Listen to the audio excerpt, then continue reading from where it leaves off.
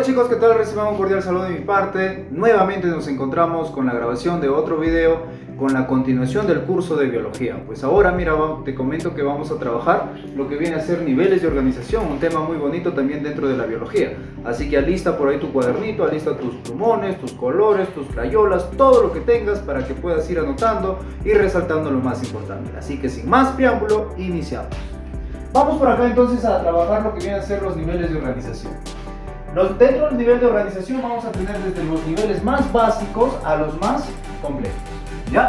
Mira, dentro del nivel característico, el que inicia, pues diríamos, la forma de la materia viene a ser el nivel subatómico. Profesor, ¿qué quiere decir el nivel subatómico? O sea, partículas más pequeñas que el átomo. ¿Sí? Profesor, ¿y cuáles son las partículas más pequeñas que el átomo? Por ejemplo, tenemos acá el protón, ¿no? Carga positiva, pues el protón, el neutrón sin carga, el neutrón y el electrón, ¿no? Partículas más pequeñas que el átomo. El electrón, pues sabemos que tiene carga negativa, ¿ya? Muy bien, a eso se refiere el nivel subatómico. Y ahora vamos con el nivel atómico, ¿no? Los diferentes elementos químicos que se encuentran en la tabla periódica, ¿no? Sabemos que un átomo se caracteriza, ¿no?, por el hecho de tener partículas subatómicas, que ya te lo mencioné, y vamos a dar algunos ejemplos por acá. Por ejemplo, tenemos acá el sodio, el potasio. Mira, el potasio. ¿Qué más, profesor? También vamos a tener por acá, a ver, el cobre. ¿Qué más, profesor? El hierro, el calcio, etc. ¿Ya? Ahí está, chicos. Entonces, los diferentes elementos químicos, ¿no?, que se encuentran en la tabla periódica. ¿Qué significa la palabra átomo? La palabra átomo significa sin división. ¿Ya? Muy bien. Vamos con el nivel molecular. Profesor, ¿qué es el nivel molecular? Pues es la unión de átomos. Profesor, ejemplos de moléculas. Por ejemplo, tenemos acá el agua, ¿no? Ahí está. ¿Qué más? La glucosa. La glucosa. ¿Qué más, profesor? Por ejemplo, también tenemos acá lo que viene a ser la fructosa, etc. ¿Ya? Entonces, la unión de átomos, etc. Profesor, ¿y qué viene a ser el nivel macromolecular? O sea, son moléculas de gran calibre, ¿no? Por ejemplo, profesor, tenemos por acá lo que viene a ser las proteínas. Las proteínas, ¿no? ¿Qué más, profesor, vamos a tener por acá? También vamos a tener por acá lo que viene a ser el ARN, ¿no?, etc. ¿Ya? Muy bien, ahora vamos con el nivel supramolecular, un poco, diríamos un nivel un poco más complejo, ¿no? Por ejemplo, acá vamos a encontrar a los virus, ¿no? ¿Qué más? También vamos a encontrar por acá a los ribosomas.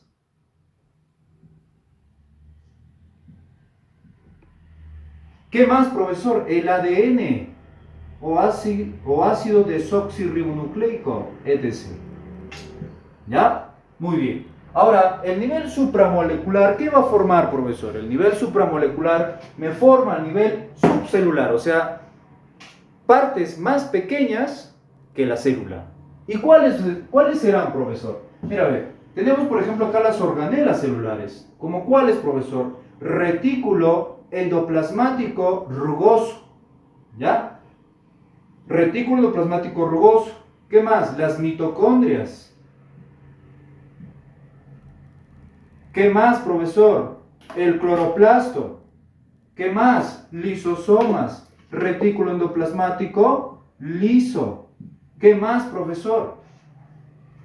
Peroxisomas y etcétera. Todas las organelas que pertenecen a la célula. Y vamos con el nivel celular, ¿no? Profesor, ¿pero qué es una célula? Una célula, unidad genética, morfológica, estructural de todo ser vivo, ¿sí? Es la mínima unidad de vida. Y vamos a ver diferentes tipos de célula. Por ejemplo, ¿cómo se llaman las células que se encuentran en el cerebro? Neuronas. ¿Cómo se llaman las células que se encuentran en la grasa? Adipocitos. ¿Cómo se llaman las células que se encuentran en los huesos? Osteocitos. ¿Cómo se llaman las células que se encuentran en el músculo? Miocitos. Y así. ¿Entiendes? Entonces, vamos a anotar por acá las neuronas. Las neuronas. ¿Qué más, profesor? Osteocitos. Oye, las células que se encuentran en la sangre, ¿cómo se llaman? Glóbulos rojos, eritrocitos, hematíes. ¿Qué más? Las plaquetas, las que se encargan de la coagulación sanguínea, etcétera. ¿Ya? Tú ahí lo completas. Muy bien. Oye, vamos con el nivel tisular. ¿Cómo así el nivel tisular, profesor? El conjunto de células me forma tejidos. ¿Que sí, profesor? Claro que sí. Por ejemplo, el conjunto de neuronas más las glías me forman el tejido nervioso, ¿no? El conjunto de osteocitos me van a formar el tejido óseo. El conjunto de, profesor, de plaquetas más glóbulos rojos más leucocitos me forman el tejido sanguíneo. ¿Ya? Entonces vamos a anotar por acá.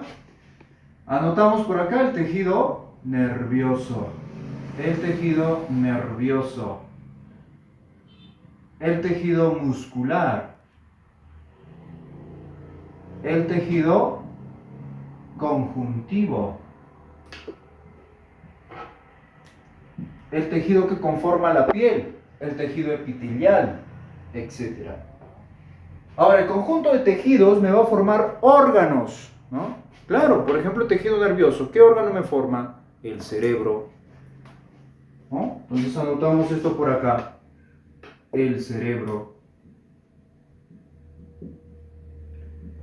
Muy bien. Oye, el tejido epitelial, ¿qué me forma? La piel.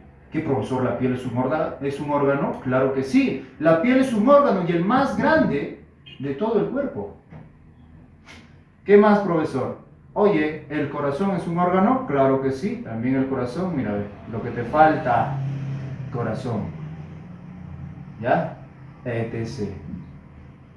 Y muchos más. Ahora, el conjunto de órganos, ¿qué me va a formar? ¿Sistema o aparato? Profesor, ¿pero qué viene a ser el sistema? El sistema viene a ser aquella que va a estar constituido por órganos similares, ¿sí? Sistema. Y aparato está conformado por órganos diferentes. Ejemplo, profesor, vamos a tener por acá, por ejemplo, el sistema nervioso. El sistema nervioso. Profesor, ¿qué más? El sistema muscular, el sistema óseo, el aparato cardiovascular, aparato cardiovascular, el aparato respiratorio, ¿correcto? El aparato cardiovascular. ¿Qué más? El aparato digestivo, ¿no? ¿Qué más, profesor? También vamos a tener por acá al aparato reproductor, etc. Ahora, profesor, el conjunto de aparatos y sistemas, ¿qué me forma? ¿Sabes qué te va a formar? Te va a formar un individuo. ¿Ya? Entonces por acá tenemos el nivel del individuo o del ser vivo. Ejemplos de seres vivos. El hombre. Ahí está. ¿Qué más? Una planta, ¿no?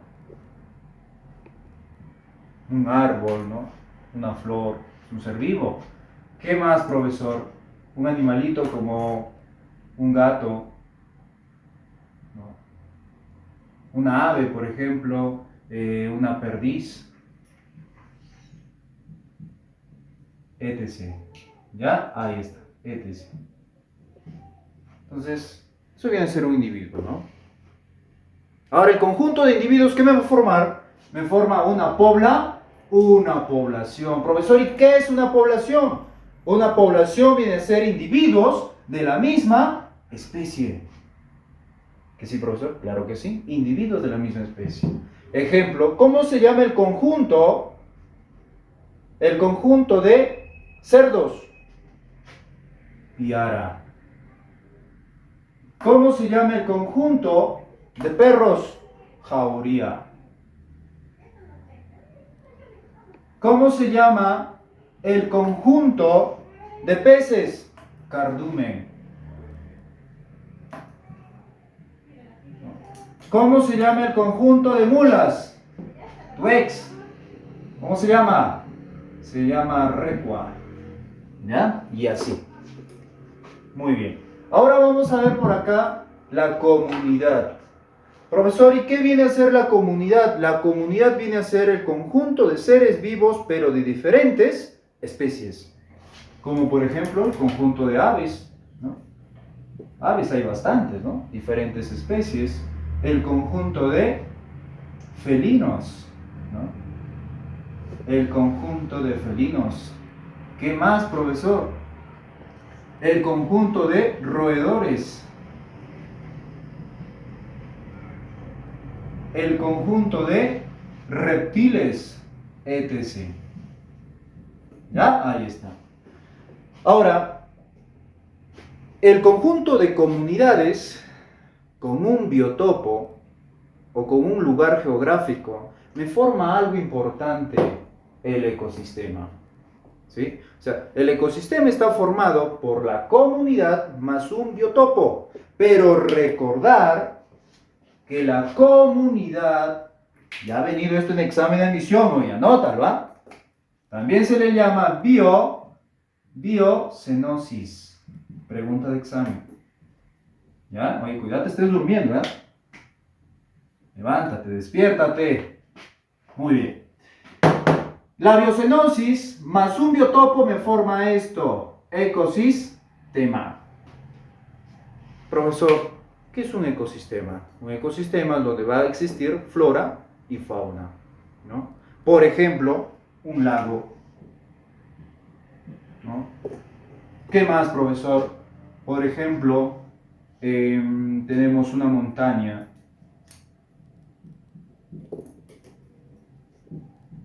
Una montaña. ¿Qué más, profesor? Un bosque. ¿Ya? Etc. ¿Ya? Muy bien, entonces, eso viene a ser un ecosistema. Ahora, ojo, el ecosistema, el conjunto de ecosistemas, me forma algo muy importante. ¿Qué viene a ser, profesor? El bioma. El bioma es el conjunto de ecosistemas. ¿Sí? ¿Cómo así, profesor? El bioma se caracteriza porque tiene flora y fauna, pero además se caracteriza porque acá hay presencia de clima. ¿Ya? Acá hay presencia de clima. Ejemplo, profesor. Tenemos por acá un bosque tropical. Un bosque tropical. ¿Qué más, profesor? El desierto. ¿No? Etc. ¿No? Entonces se caracteriza porque hay flora y fauna, pero además hay un clima. ¿No?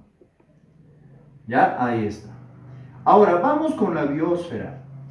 La biosfera viene a ser ya, diríamos, el planeta Tierra, conformado por estas estructuras, que vienen a ser la atmósfera, la hidrosfera y la litosfera. La atmósfera, que está conformado por el aire o el oxígeno. La hidrosfera, que está conformada por el agua, ¿no? El agua que se encuentra en el mar y los ríos. Y la litosfera, que está conformada por la corteza terrestre. Que está conformada por la corteza terrestre. ¿Ya? Ahí está, entonces, mira, ahí. Todas estas estructuras me conforman la biosfera, o sea, el planeta Tierra. Profesor, ¿y qué es la ecosfera? La ecosfera se dice que viene a ser ya el planeta Tierra, pero en conjunto de todo lo que le rodea. ¿Sí? Viene a ser el máximo nivel de organización. El máximo nivel, ¿ya? El máximo nivel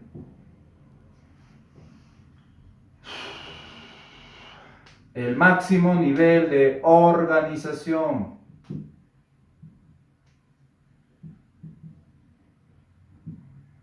El máximo nivel de organización.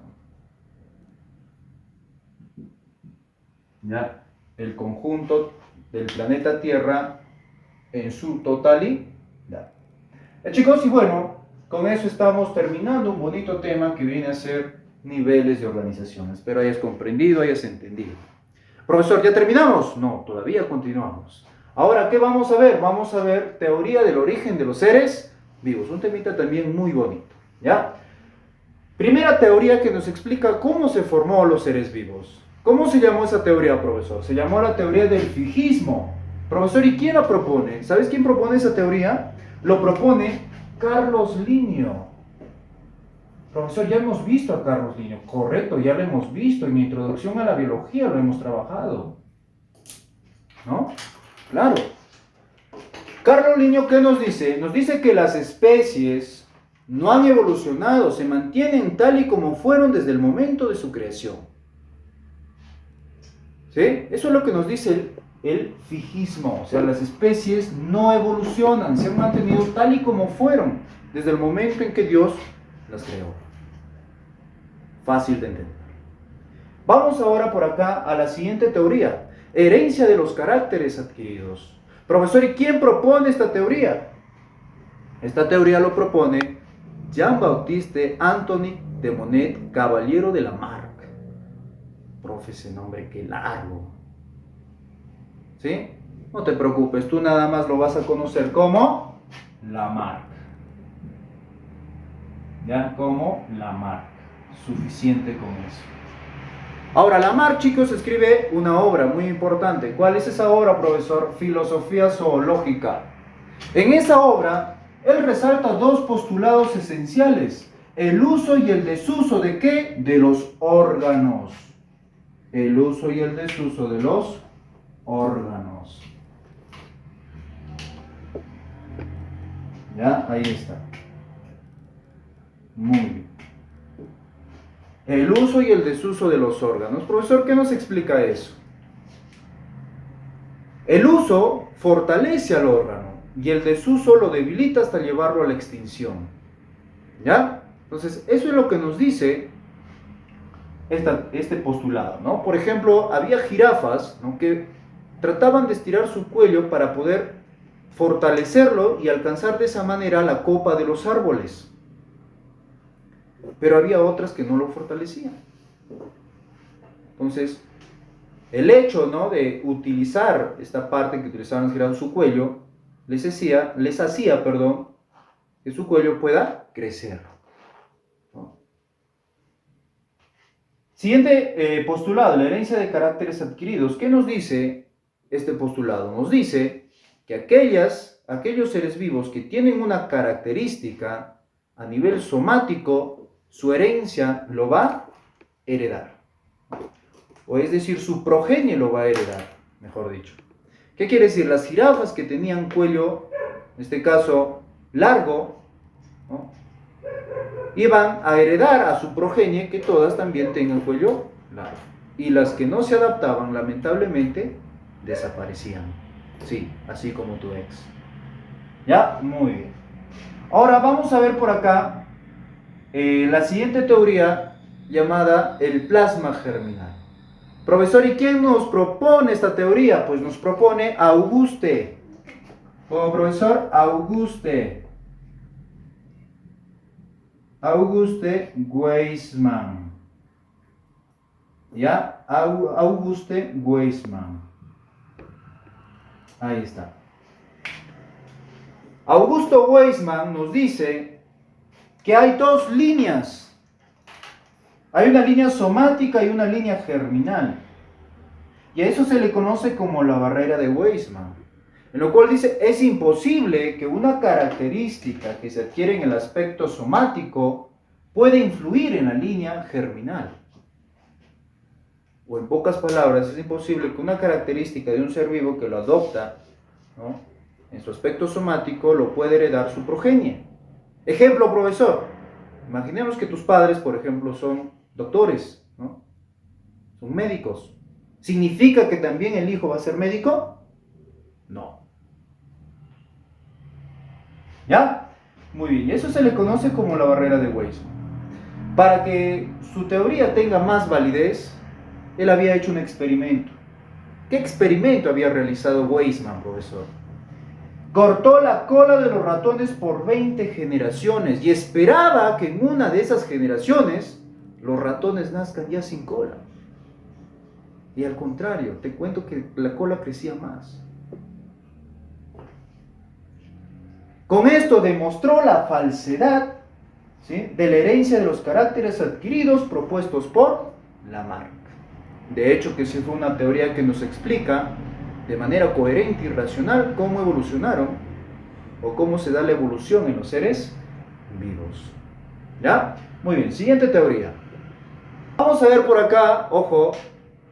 Oye, despiértate, si te estás durmiendo, despiértate, ¿ya? Si algo no estás entendiendo, puedes repetir el video, no hay ningún problema, ¿ya? A mí me conviene que lo repitas. Muy bien. Oye, vamos a continuar por acá con la selección natural. La selección natural es propuesta por dos científicos, pero mayormente es conocido uno nada más, ¿no? Pero yo te voy a dar dos. Mira, ¿quién es, profesor? Por acá tenemos a Charles Darwin. Charles Darwin. Ahí está. Profesor, y el otro viene a ser Alfred Russel. Alfred Russel Wallace. ¿Sí? Él también aportó con la teoría de selección natural, sino que no es muy conocido, ¿no? Muy bien. Charles Darwin es considerado padre de la evolución porque, bueno, aportó mucho a la ciencia con un libro, ¿no? ¿Cómo se llama ese libro, profesor? Ese libro se llama El origen de las especies por medio de selección natural. No te vayas a olvidar, esa es la obra cumbre de Charles Darwin. Y en ese libro resalta algunas formas, diríamos, o algunas características esenciales de lo que ha permitido, ¿no?, los estudios de Darwin, ¿no?, de lo que investigó en la isla de los Galápagos, ¿sí? O esos principios, mejor dicho, de la evolución, ¿ya? Mejor dicho así. Profesor, ¿cuáles son? Por ejemplo, tenemos acá la sobrepoblación. La sobrepoblación. ¿Qué más, profesor? Lucha por la existencia. Lucha por la existencia. ¿Qué más, profesor? También vamos a tener por acá, ojo, vamos a tener por acá lo que es selección natural. Selección natural. Ahí está, selección natural. ¿Qué más? Reproducción. La reproducción. ¿Qué más, profesor? También vamos a tener por acá la especiación. Especiación.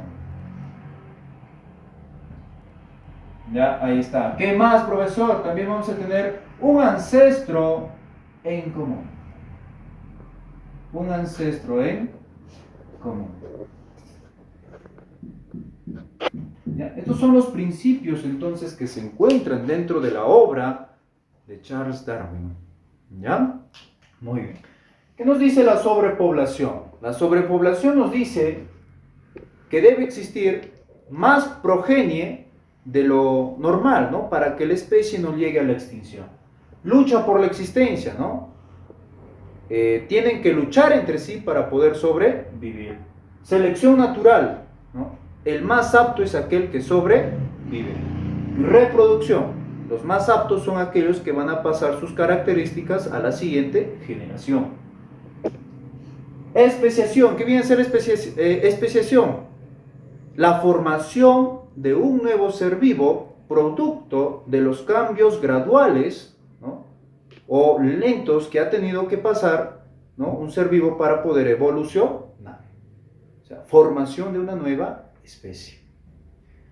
Y un ancestro en común, profesor, ¿cómo así? Se refiere al hecho de que dice Darwin que todos, ¿sí?, tenemos un solo ancestro en común, todos los seres vivos. Él había realizado una investigación. ¿Dónde, profesor? En la isla de los Galápagos, ¿no? Y ahí había estudiado un ave. ¿Cómo se llamó esa ave, profesor? Se llamó el pinzón, ¿sí? El pinzón. El pinzón. Sucede que habían 14 especies de pinzones. Entonces, Charles Darwin había realizado un proceso de investigación en la isla de los Galápagos y estudió un ave. ¿Cómo se llamó? El pinzón. Y sucede que en esa isla había como 14 especies de pinzones. Y estos pinzones se adaptaban a su medio. Por ejemplo, si un pinzón, ¿no?, mayormente estaba en las costas de la isla, pues consumía peces, ¿no? Si un pinzón, por ejemplo, estaba en un bosque, mayormente, diríamos, se alimentaba de frutas, otros de semillas, otros de insectos. Y eso le daba características diferentes, su morfología, pero eran de la misma, diríamos, del mismo género, pues, ¿no? Se adaptaban de acuerdo a sus circunstancias. Y eso permitió a Darwin mencionar que el ser vivo se adapta a su medio. Y el que no, lamentablemente, desaparece. Entonces, ese es el fundamento básico de la teoría de selección natural. Con el pasar de los años, ¿no?, selección natural pues ya está comprobada como una característica importante de la evolución de los seres vivos. Pero en su tiempo Darwin no pudo explicar cómo evoluciona un ser vivo, ¿no? Porque, en pocas palabras, la genética influye. Entonces, eso fue, diríamos, eso fue el punto flaco de Charles Darwin, ¿no? Pasó el tiempo y apareció una nueva teoría. Esa teoría se llama la teoría mutacionista, la teoría de la pangénesis o también teoría saltacional. Profesor, ¿y quién propone esa teoría? Esta teoría, ¿sabes quién la propone? La propone Hugo de Bryce. ¿Ya? Ahí está. Hugo de Bryce. Él nos dice que la evolución no es lenta y gradual, como decía Charles Darwin. La evolución es de manera saltacional. Y para que se pueda dar la evolución, él nos dice que tiene que haber una mutación. Y las mutaciones, ¿qué son? ¿Qué son, profesor? Es una alteración en el ADN o ácido desoxirribonucleico. Tiene que haber una alteración para que se pueda dar una mutación. Él nos dice que hay mutaciones que van a ser buenas y mutaciones que van a ser malas, ¿no? Mutaciones buenas permiten al ser vivo seguir con su proceso evolutivo. Pero aquellas mutaciones que van a ser malas, ¿no?, ¿qué van a ocasionar en el ser vivo? Ocasionan la muerte. Ocasionan la muerte. Entonces, la evolución no podría ser lenta, dice. La evolución ha tenido que ser saltacional. Esa alteración al código genético permitió la formación de nuevas especies. Bueno, chicos, nosotros vamos a continuar con lo que viene a ser la teoría del origen de los seres vivos. Ya, vamos a continuar entonces por acá con la teoría del neodarwinismo. Mira, la teoría del neodarwinismo tiene los siguientes representantes. Tiene a Theodore Domzanski, a Simpson, a Stevin, y May y Huxley. Entonces, mira, a ver, por acá, Theodore Domzanski pues fue un genetista, ¿sí? Un genetista. Ahí está, un genetista. Muy bien. Simpson se caracteriza porque fue un paleontólogo.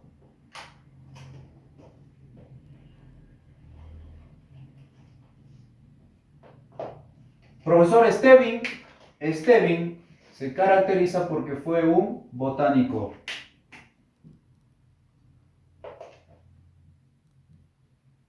un botánico, ¿ya? Y Mary Huxley fue, estos dos fueron zoólogos,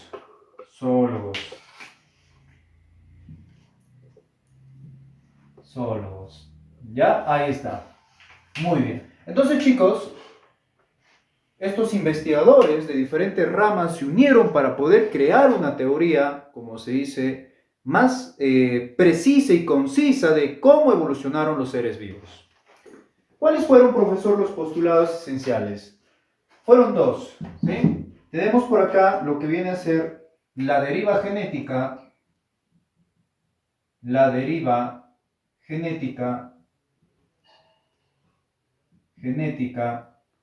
que estaba conformado por las mutaciones,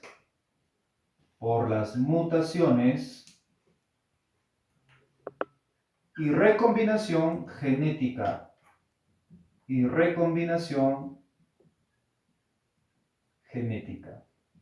¿Ya? Ahí está. La recombinación genética. Bueno, dentro de la deriva genética, pues decían que las mutaciones también han propiciado al cambio evolutivo. La recombinación genética, ¿no? Que se da en el proceso de la meiosis con los cromosomas homólogos. Pero también hubo otro postulado esencial dentro de la teoría del neodarwinismo. Neodarwinismo, ¿qué quiere decir? Mejoraron el darwinismo, ¿no? O la teoría de Darwin. Porque esta teoría también es llamada sintética. Por favor, anótalo ahí porque ha venido en examen.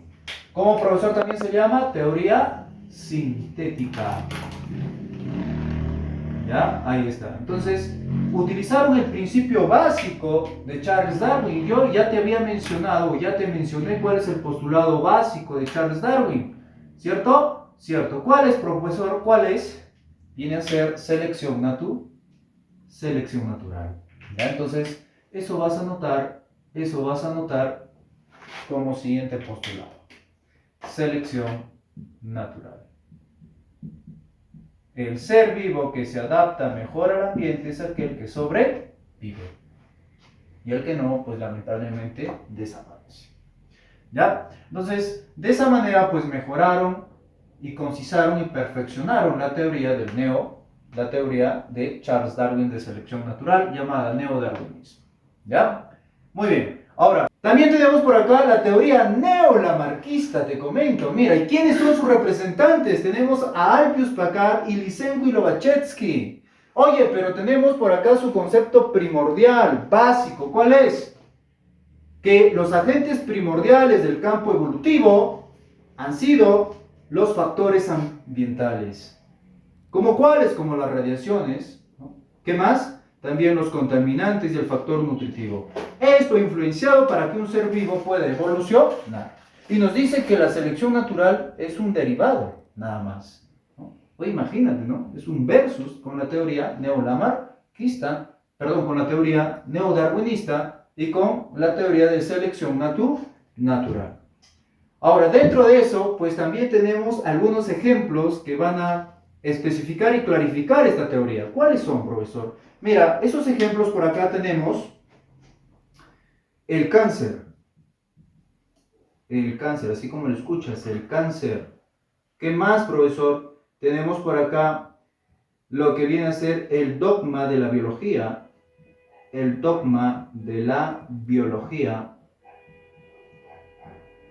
¿Qué más, profesor? También vamos a tener por acá la epigenética.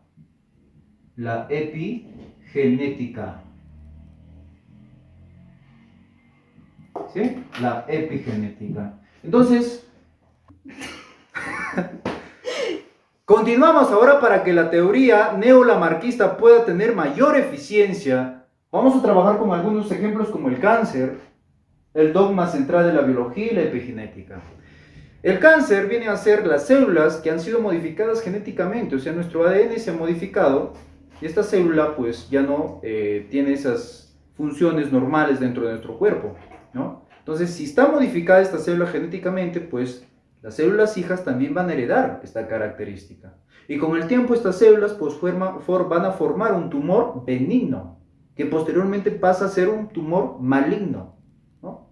Y sabemos que el cáncer pues lleva a la muerte.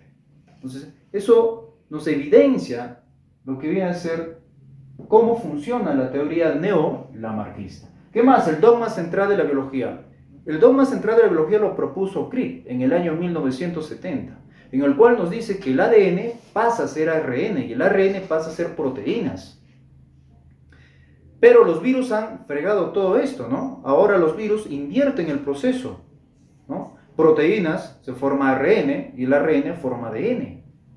Imagínate. Una evidencia también de la neolamarquista. Y la epigenética. ¿Qué nos dice la epigenética? Es una disciplina de la biología que nos dice que los factores ambientales modifican nuestros genes con la famosa metilación y acetilación. Metilación apaga genes y acetilación pues permite que los genes se puedan expresar. No te olvides que estás en Psico, Fran. Muy bien. Oye, y entonces con eso estamos concluyendo con las teorías del origen de los seres vivos. Hemos hablado de la teoría fijista, de la teoría herencia de caracteres adquiridos, teoría plasma germinal, teoría selección natural, teoría mutacionista, teoría neo-darwinista y la teoría neolamarquista. ¿Ya, chicos? Entonces, de esa manera, pues nosotros estamos dando por terminado el temita, pero no te olvides que estás en Psico-Fran. ¿Sí? Ahí está la publicidad Psico-Fran. Oye, suscríbete, ¿eh? Suscríbete. Vamos a continuar nosotros por acá con el siguiente tema que viene a ser característica de los seres vivos. ¿Ya? ¿Que sí, profesor? Claro que sí, hay que continuar nosotros. Mira, a ver. Profesor, ¿qué es un ser vivo? Un ser vivo viene a ser aquel que está formado por átomos y moléculas, ¿no? Pero tiene una estructura y morfología compleja. Por ejemplo, ¿el hombre es un ser vivo? Claro que sí. ¿Tu Bobby que tienes en tu casa es un ser vivo? Claro que sí. ¿No? Una plantita, por ejemplo una rosa, ¿es un ser vivo? Claro que sí. ¿Tiene una estructura compleja? Por supuesto. Un ser vivo, chicos, va a presentar características. Profesor, ¿y cuáles son esas características? Vamos a ver por acá el metabolismo. ¿Ya? ¿Qué es el metabolismo, profesor? El metabolismo es el conjunto de reacciones químicas que transforman, ojo, pestaña y ceja, dijo, no lo digas, materia, la materia lo transforma en energía, correcto. Lo transforma en energía, mira. ¿Ya? Hay dos procesos metabólicos. ¿Cuáles son, profesor? El anabolismo y el catabolismo. El anabolismo, ojo, el anabolismo se caracteriza porque moléculas simples, ahí están, moléculas simples, me forman una molécula, ¿qué, profesor? Una molécula, dilo, compleja. Una molécula compleja. Por lo tanto, yo te hago una pregunta. ¿Va a consumir energía o va a liberar energía? Va a consumir energía. Y ese proceso se llama proceso endergónico. Anótalo ahí de costadito, por favor. ¿Sí? Proceso endergónico. ¿Qué necesita energía para formar una molécula compleja? Ojo, todos los procesos anabólicos siempre van a terminar ¿en qué?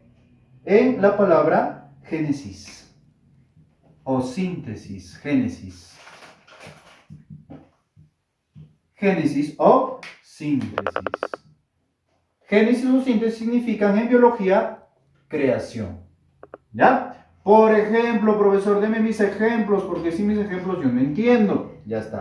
Oye, tenemos por acá la fotosíntesis. ¿Qué más, profesor? Tenemos la glucogenólisis. ¿Qué? No termina en génesis. Tenemos también lo que viene a ser por acá la glucogénesis, o sea, formación de glucógeno, ¿no? Y entre otros.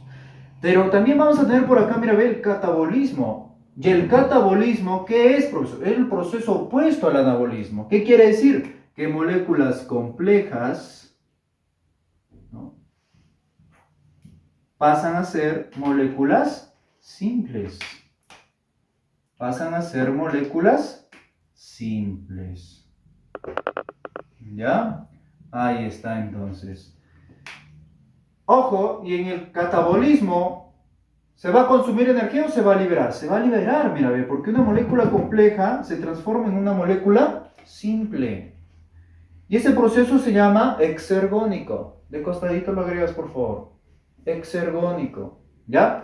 Y el catabolismo siempre tiene la terminación lisis.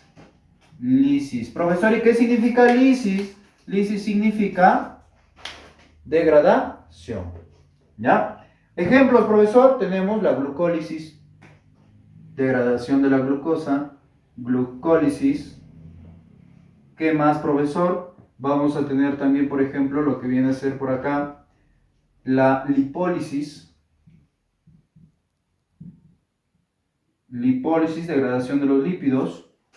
Oye, vamos también con lo que viene a ser otra característica, que es la irritabilidad. Profe, ¿y qué es la irritabilidad? Es la capacidad de los seres vivos para reaccionar a los diferentes estímulos, ¿sí? Los seres vivos estamos reaccionando constantemente a los estímulos. Por ejemplo, si tú sientes bastante frío, ¿cuál sería la respuesta? Abrigarte, pues, ¿no? Tienes que abrigarte.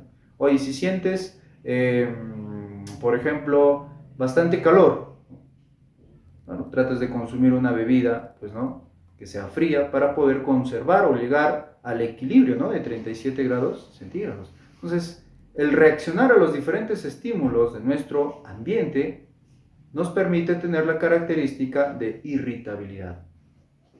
Muy bien. Oye, también tenemos por acá otra característica, la homeostasis. ¿Y qué es la homeostasis, profesor? Mantener en equilibrio el medio interno, ¿no? Mantener en equilibrio el medio interno. Por ejemplo, ¿no? Tú sientes bastante hambre, ¿no? Entonces, ¿qué es lo que es lógico que vas a hacer? Pues ir por ahí a cenar, ¿no? Si ya es en la noche, pues si es a mediodía tienes que ir a almorzar, con tal de que tu cuerpo pueda sentir esa satisfacción de la necesidad fisiológica del hambre. Una vez que satisfaces esa necesidad, pues llegas a lo que viene a ser un equilibrio. ¿Ya? Muy bien. Entonces, otra característica viene a ser el crecimiento y desarrollo, ¿no? Todo ser vivo presenta crecimiento y desarrollo. ¿Y qué son? Son los cambios cualitativos y cuantitativos que va a pasar un ser vivo, ¿no? Por ejemplo, ¿cuáles son los cambios cuantitativos? El crecimiento, ¿no?, que va a tener un ser vivo. Los cambios cualitativos son las etapas que va a pasar un ser vivo, ¿no? Sus cambios, por ejemplo, biológicos, sus cambios psicológicos, ¿no?, en caso si hablamos del ser humano, las etapas que va a ir pasando, ¿ya? Eso viene a ser crecimiento y desarrollo, hasta la etapa, pues, programada que está en su ADN. Evolución, profesor. ¿Qué viene a ser la evolución? La evolución viene a ser, ojo, viene a ser los cambios,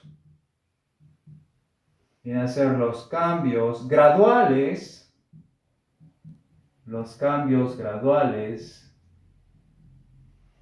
¿sí?, e irreversibles, así como lo escuchas,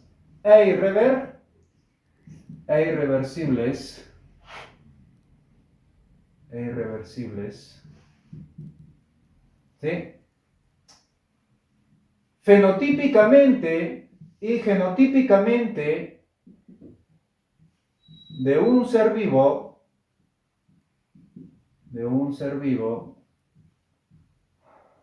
para formar una nueva especie,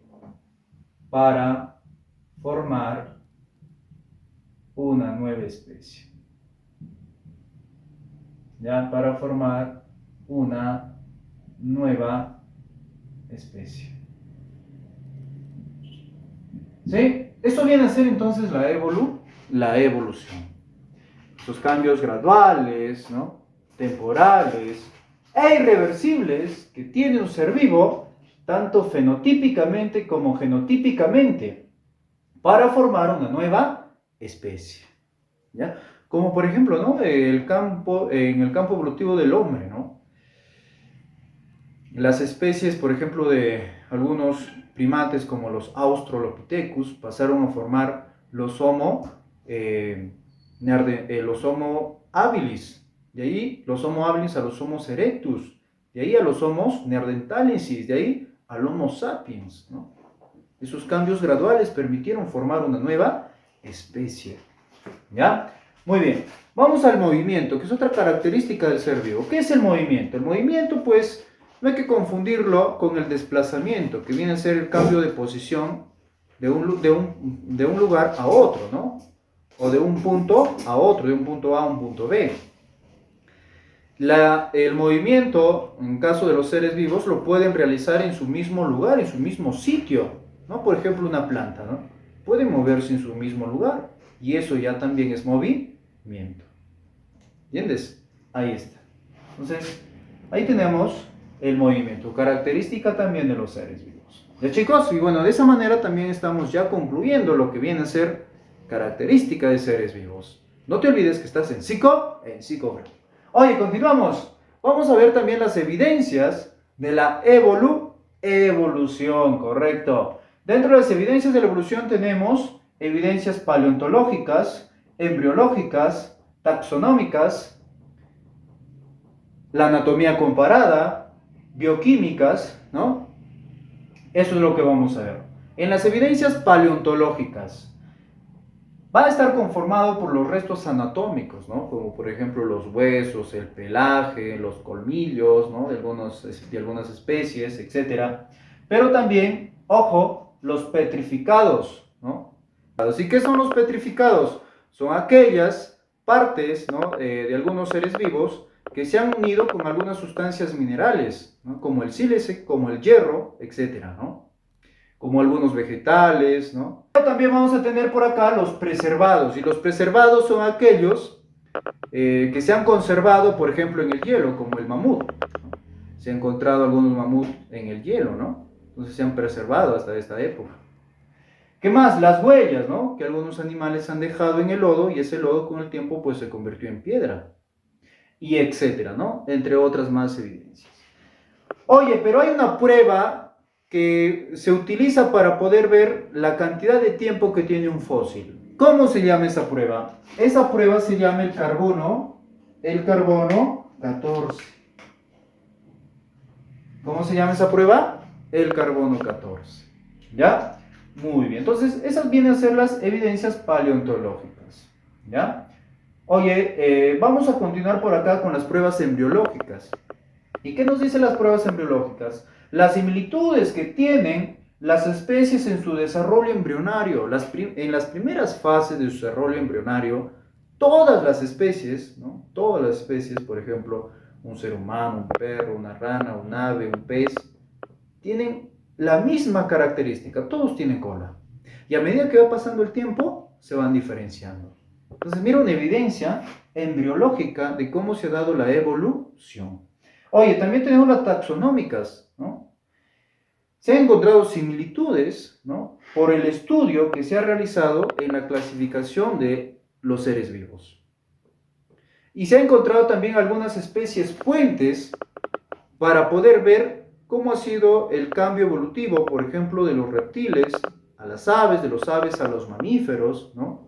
O de lo que viene a ser de las plantas a los animales. Por ejemplo, profesor, ¿cuál sería acá? Tenemos, por ejemplo, acá el ornitorrinco. El ornitorrinco. Ahí está. El ornitorrinco es un mamífero que pertenece a los monotremas, ¿no? Que ya está en peligro de extinción. El ornitorrinco se caracteriza porque nace por un huevo, pero se amamanta. ¿Qué quiere decir eso? Que tiene las características de un ave, pero también de un mamífero. ¿Qué más? También tenemos por acá la euglena. ¿Cómo, profesor? También tenemos la euglena. Y la euglena, ojo, se caracteriza ¿por qué, profesor? Porque es un protozoario y a la vez es una planta. O sea, ¿qué quiere decir eso? Si es una planta, realiza fotosíntesis. Y si es un protozoario, es como si fuera un animal, ¿no? Entonces, mira la evidencia taxonómica que se ha encontrado. Y como estas, hay más. ¿Ya? Muy bien. Vamos ahora a la anatomía comparada. Yo quiero preguntarte, a ver, para que vayas despertando, ¿quién es el padre de la anatomía comparada? Seguro que no te acuerdas. ¿Sabes quién es el padre de la anatomía comparada? Georges Cuvier. Oye, casi me olvido. Georges Cuvier. ¿Ya? Georges Cuvier es el padre de la anatomía comparada, ¿no? También es padre de lo que viene a ser el catastrofismo, ¿no? El catastrofismo. Muy bien. Oye, ¿qué nos dice la anatomía comparada, no? Se caracteriza porque vamos a ver algunos órganos que tienen el mismo origen embriológico, pero diferente función, ¿no? Otros que son de diferente origen embriológico, pero tienen la misma función. Lo primero, vamos a trabajar por acá con los órganos homólogos. ¿Qué son los órganos homólogos? El mismo origen embriológico, mismo origen embriológico, mismo origen embriológico, pero diferente función. Pero diferente, ¿qué, chicos? Función, correcto. Ahí está. Pero diferente función.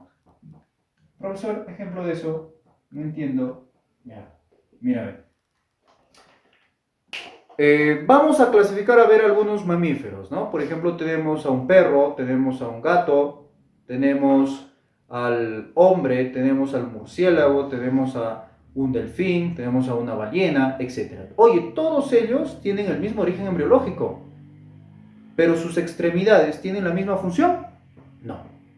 ¿Te das cuenta? Un ejemplo de órganos homólogos. Profe, ¿qué viene a ser órganos análogos? Diferente origen embriológico, diferente origen embriológico, diferente origen embriológico,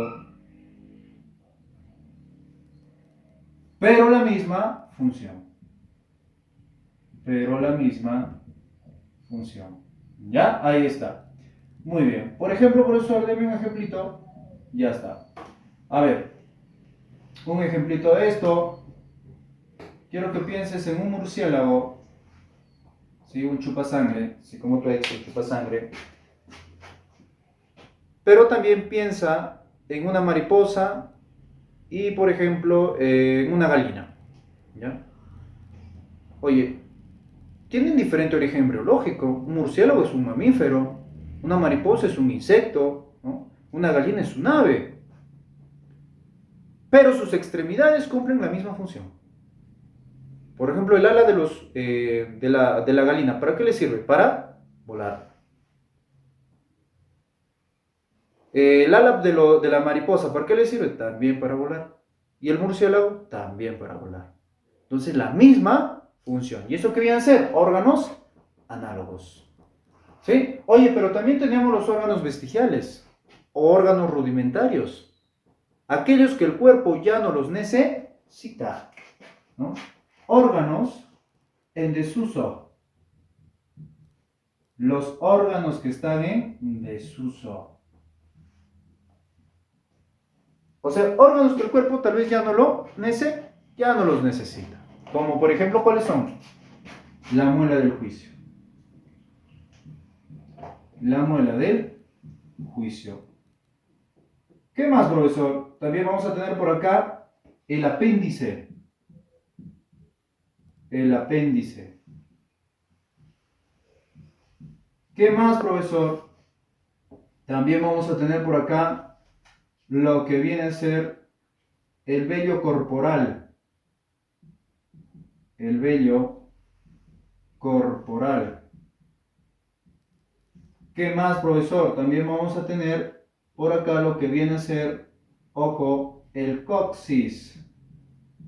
El coxis. ¿Ya? Mira, son vestigios, ¿no? La muela del juicio, ¿no? Muchas personas ya no tienen el muelo de juicio, ¿no? Pero otras que sí todavía no lo tienen. Y eso te causa una gran incomodidad. El apéndice, ¿no?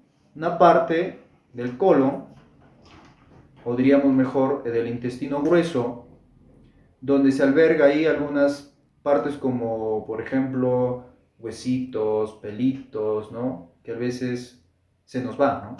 Entonces ahí se va almacenando las pepitas de tomate, todo eso. Es una parte que el cuerpo ya no lo necesita, pero lo tenemos. El vello corporal, también con el tiempo, ¿no? Posiblemente las personas ya no lo tengan. El coxis es un huesecito pequeño, ¿no? Que también el cuerpo ya no lo necesita. ¿Ya? Muy bien, entonces, eso viene a ser los órganos vestigiales, órganos análogos y homólogos de la anatomía comparada. Ahora vamos a la última evidencia de la evolución, que viene a ser las pruebas bioquímicas. Al comparar los procesos metabólicos y bioquímicos, se han encontrado en algunos seres vivos algunas similitudes, pero también diferencias. Por ejemplo, en la hemoglobina del gorila con el del ser humano solamente hay una diferencia de 2 aminoácidos. Imagínate. Pero con el chimpancés es idéntica. Oye, también por ejemplo en histona, ¿no? La histona es una proteína, ¿no? Que se encuentra en el ADN. Mira la cantidad de tiempo que todavía esta proteína se ha conservado y que lo tienen diferentes especies. Una evidencia de la evolución bioquímica. Oye, pero también vamos a tener 2 conceptos primordiales que me gustaría que lo anotes en tu cuaderno, que viene a ser la convergencia y la divergencia. Profesor, ¿qué viene a ser la convergencia? Ojo, la convergencia viene a ser las similitudes y las características en común que tienen diferentes especies que proceden de ancestros diferentes.